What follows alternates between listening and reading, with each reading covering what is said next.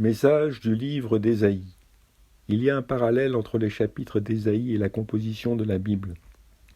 Ésaïe est comme une Bible en miniature, 66 livres dans la Bible, composés de 66 chapitres, dont 39 chapitres portent sur l'Ancien. Il y a 39 livres dans l'Ancien Testament et 27 chapitres sur le Nouveau Testament. Il y a 27 livres dans le Nouveau Testament. Jésus se réfère à Ésaïe plus qu'à tout autre livre de l'Ancien Testament ainsi que l'apôtre Paul. Ésaïe est le plus grand prophète en parole comme Moïse, et Élie sont grands par leurs actions. Depuis sa rencontre avec Dieu dans le temple, Ésaïe appelle le Seigneur le Saint d'Israël. Il a une tâche difficile parce que Dieu l'avertit qu'il doit prêcher à des gens qui ne veulent pas tenir compte de sa prédication. Rejeté autrefois par les Juifs, toutes les générations de chrétiens connaissent maintenant Ésaïe pour ses prophéties messianiques. Ésaïe prêche pendant le règne de 4 rois. Osias, moins 790 à moins 740.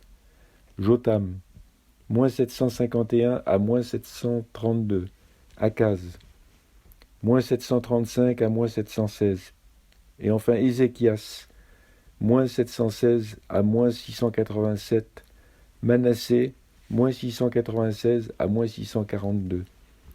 Le bon roi Jotham, droit devant Dieu, gagne les batailles contre Amon et Israël allié à la Syrie. Le bon roi Ézéchias, droit devant Dieu, gagne les batailles contre les Philistins et la Syrie. Le roi Osias est bon et gagne contre les Philistins et l'Arabie. Il est vaincu par la Syrie à la fin de son règne quand il se détourne de Dieu et meurt frappé de la lèpre. Ésaïe est le prophète qui parle à la fois de la justice et de la miséricorde de Dieu. Les 39 premiers chapitres sont pour Israël et les petites nations autour d'elle, où Dieu se présente comme le feu. Les 27 chapitres suivants s'adressent à Israël et à toutes les nations du monde, où Dieu se présente comme le Père. Alors que la première partie rappelle le jugement de Dieu, la seconde partie parle de réconfort et de la bonne nouvelle. Message du livre d'Ésaïe. Ésaïe est un recueil de prophéties écrit sur une durée de 40 ans et n'est pas ordonné chronologiquement. La constitution du livre aide donc à comprendre le message. Les chapitres 1 à 10 réprimandent Juda.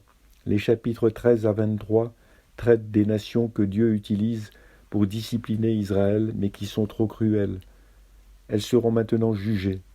Les chapitres 24 à 34 parlent du jugement des tribus du nord et de Juda. Il y a 2 sections parmi ces chapitres qui sont de bonnes nouvelles, où Dieu donne à son peuple l'aperçu d'un avenir meilleur.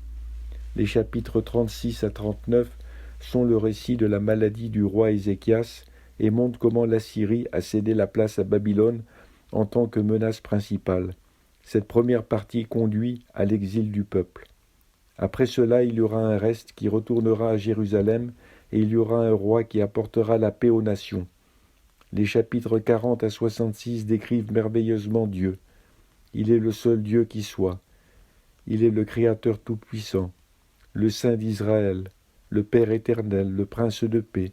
Les Juifs ne comprennent pas la figure mystérieuse au caractère irréprochable, homme de douleur frappé à mort pour les péchés des autres, ressuscité des morts puis exalté. L'Église reconnaît la prophétie du chapitre 53 d'Ésaïe, montrant les souffrances et la crucifixion de Jésus-Christ, comme l'évangéliste Philippe l'avait expliqué au ministre de Candace, la reine d'Éthiopie. Élevé. Le bord inférieur de son vêtement remplissait le temple. Des séraphins se tenaient au-dessus de lui. Ils avaient chacun 6 ailes, 2 dont ils se couvraient le visage, 2 dont ils se couvraient les pieds, et 2 dont ils se servaient pour voler. Ils se criaient l'un à l'autre, Saint, Saint, Saint est l'Éternel, le Maître de l'univers. Sa gloire remplit toute la terre. Les montants des portes se sont mis à trembler à cause de la voix qui retentissait, et le temple a été rempli de fumée.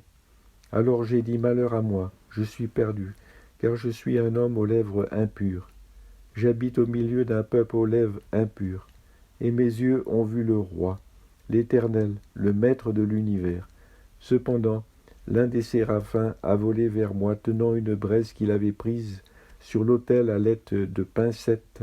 Il a touché ma bouche avec elle et a dit, puisque ceci a touché tes lèvres, ta faute est enlevée et ton péché est expié. Le prophète Ésaïe se rend au temple de Jérusalem, voit le Seigneur sur son trône élevé et est vaincu par la sainteté de Dieu. À partir de là, Ésaïe appelle Dieu d'une façon que personne d'autre n'avait fait auparavant, le Saint d'Israël. Cela apparaît 14 fois du chapitre 1 à 39 et 16 fois du chapitre 40 à 66. Ésaïe s'est senti impur des lèvres en voyant le roi, le Seigneur. Ésaïe, chapitre 6, verset 5. Il est entouré de gens qui ont aussi des lèvres impures. Les paroles venant des lèvres de Jésus sont pures et ne peuvent être reçues par ceux qui ne sont pas de Dieu, profèrent le mensonge et ont pour père le diable. Jean 8, versets 43 à 44. Les conversations mondaines et les paroles diffusées sans cesse à travers le réseau hertzien mondial et l'Internet enrobent aujourd'hui la terre de paroles impures. Est-ce que nous prenons conscience de notre impureté comme Ésaïe ? Alors qu'il se sentait impur, un ange vola avec une pierre ardente qui toucha ses lèvres. Ésaïe eut à jamais une bouche marquée du feu de Dieu. Les gens voyaient la transformation de sa bouche portant la marque de Dieu et venaient écouter celui qui avait été purifié et libéré de l'impureté du péché. C'était le prix à payer pour être prophète du Saint d'Israël. Reconnaissant que nous sommes vaincus par la sainteté de Dieu, si nous disons que nous n'avons pas de péché, nous nous séduisons nous-mêmes et la vérité n'est point en nous. Si nous confessons nos péchés, il est fidèle et juste pour nous les pardonner et pour nous purifier de toute iniquité. Si nous disons que nous n'avons pas péché, nous le faisons menteur et sa parole n'est point en nous. 1 Jean, chapitre 1, versets 8 à 10. Message du livre d'Ésaïe. Ésaïe entendit la voix du Seigneur disant « Qui enverrai-je et qui marchera pour nous ?» Ésaïe répondit « Me voici, envoie-moi. » Voici la réponse de Dieu à Ésaïe. « Ne pense pas que tu seras un prédicateur à succès. Plus tu prêcheras, plus ils s'endurciront.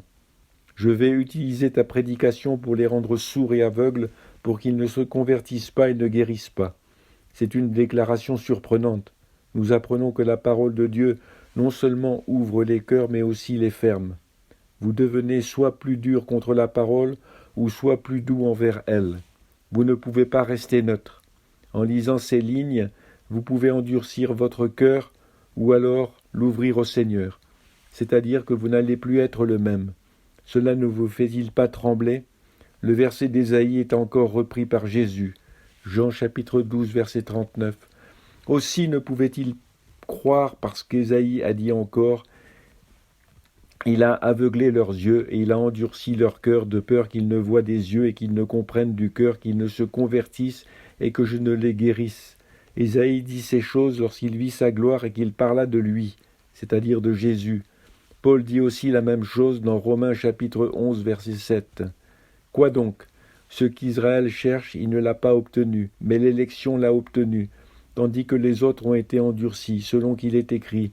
Dieu leur a donné un esprit d'assoupissement, des yeux pour ne point voir et des oreilles pour ne point entendre, jusqu'à ce jour. 40 ans de ministère, sachant que les gens ne répondront pas au message. C'est une tâche ardue. Si Ésaïe n'était pas allé jusqu'au bout, nous n'aurions pas ce livre qui est composé de 66 chapitres, dont les 39 premiers chapitres appellent l'Ancien Testament et dont les chapitres 40 à 66 notre Nouveau Testament, commençant avec le ministère de Jean-Baptiste et se terminant avec le nouveau ciel et la nouvelle terre.